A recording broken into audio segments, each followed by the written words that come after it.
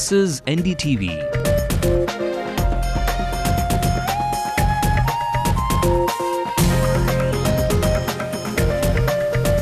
And you're watching NDTV Hindu.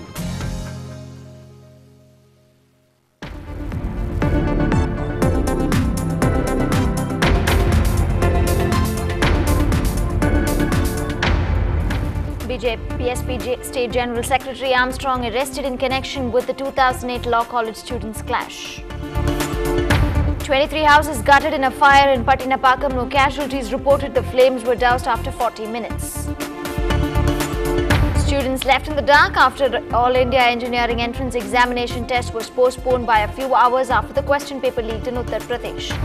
4 Air India flights from Chennai cancelled, flights curtailed till May 6th. International Workers' Day, NDTV Hindu does a special report on why bonded labour continues to thrive in India, although it was made illegal in 1976. A very good evening. You're watching the Late Night News with me, Divya. Let's bring you the news-making national headlines. Almost 30 hours after he went missing, no information on the chopper of Dorji Khandu. Bad weather is affecting search operations. Many ports in India are not fulfilling their obligations to carry out sand bypassing, says Jairam Ramesh.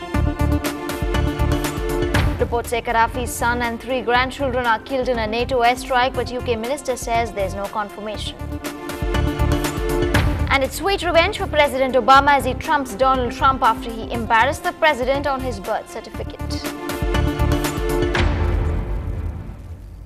Well, the BSP State General Secretary Armstrong has been arrested in connection with the number 2008 Dr. Ambedkar Law College students' clash case.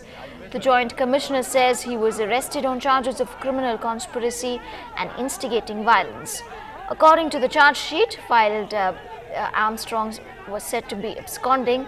The Supreme Court on Friday directed the DGP of Tamil Nadu to file an affidavit stating as to why those accused cited in the charge sheet as absconding were not arrested.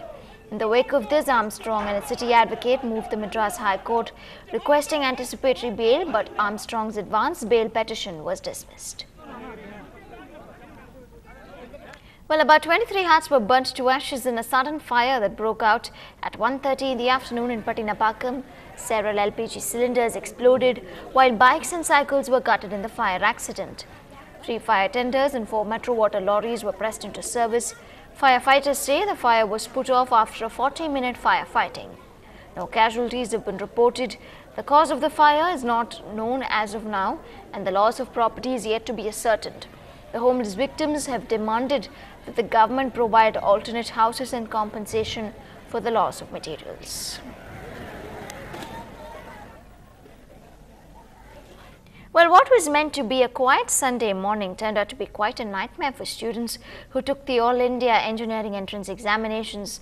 Already anxious over one of the most important exams in the country, the postponement of the AIEEE by over 2 hours today due to leaking of question paper in Uttar Pradesh had its repercussions in Chennai as well, with confusion prevailing for some time after students were not allowed into exam centers, with officials not citing any reasons.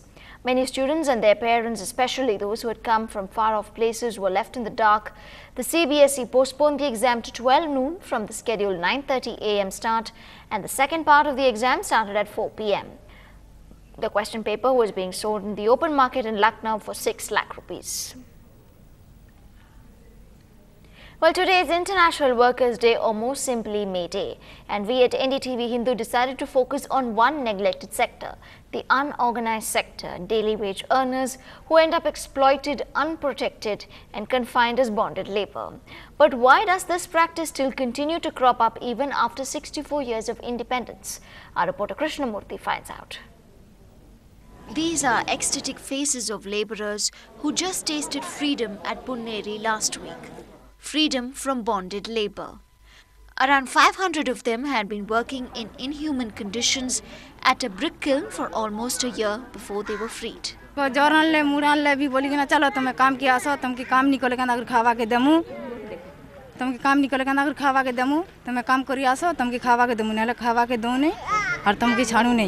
As early as 1976, bonded labour was made illegal in India. Yet, as this recent incident in Ponneri in Tiruvallur district, where labourers from Orissa and Uttar Pradesh were rescued, proves that this barbaric practice continues to exist in the country. Why and how does this practice thrive? People who are poor come into desperate situations, like they may have a medical emergency, so they need money, and so they go and look for a job. And what happens is, because they're uneducated and they're poor, these owners take advantage of their ignorance and prey on them by bringing into the system. NGOs lament that most of the rescued labourers end up going back to work for the contract worker, as they feel they would be threatened by them and harm their life. They come down, what happens is they realize that they're trapped. These owners trick them, and then they won't let them leave.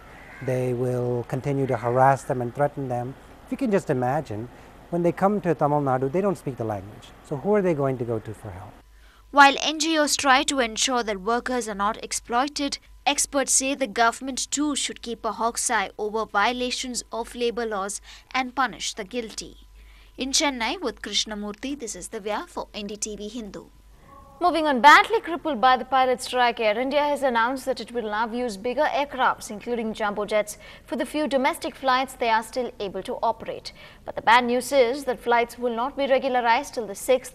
Passengers continue to suffer on the 5th day of the strike today, with nearly 90% of Air India's domestic flights cancelled. And the BJP has slammed the Prime Minister's office for the mess in Air India, calling the strike a cover-up. BJP spokesperson Rajiv Pratap Rudy says it's a ploy to shut down Air India. The present dispensation of Air India has nothing to do with the ministry. And I'm sorry to say that the present minister has very little role in what is happening in Air India.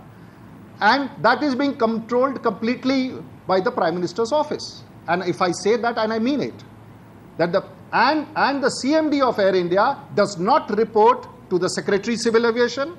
The CMD of India does not report to the Civil Aviation Minister. He reports directly to the Prime Minister's office. So all my charges are towards the Prime Minister for this mess. This is NDTV Hindu's Late Night News. Coming up, a Chief Minister's chopper lost, found and lost again.